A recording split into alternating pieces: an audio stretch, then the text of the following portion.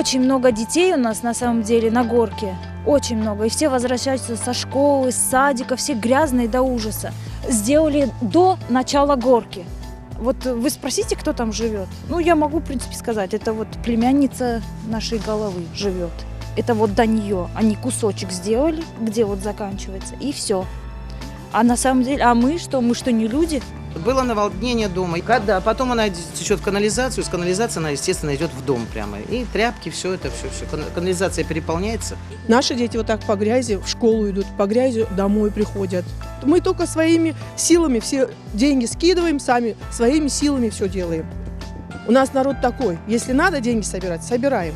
Дорога – это большая проблема. Доехать до нашего дома на машине ни зимой, ни летом практически невозможно. Летом это ухабы такие, что мозги вытрясает. Ехать можно только со скоростью 10 км в час. Зимой, вот когда сейчас дождь и грязь и лужи. Неприличную обувь одеть. Ходим в основном в сапогах и калошах. Это кошмар, просто кошмар. Я уже не говорю за грязные машины, что их невозможно даже и мыть, смысла нету. Грязная обувь, невозможно даже пройти просто по улицам. Я очень сочувствую сильно людям тем, которые тут уже прожили по 20-25 лет.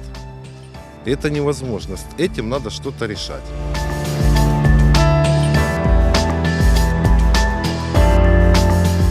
Два раза просыпалась земля, один раз илом и второй раз щебенкой. Это было 3 года назад.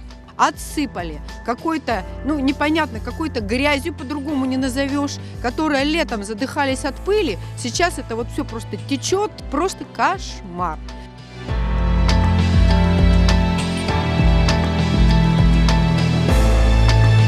Нам сказали, при Украине были деньги выделены, так как мы пришли в Россию, деньги куда-то исчезли, у них забрали.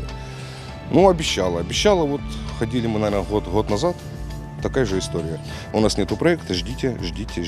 Вот мы ждем, все ждем. На выборы все друг другу в грудь бьют, что голосуйте за меня, и все будет. То есть людей реально обманывают. Из года в год одно и то же.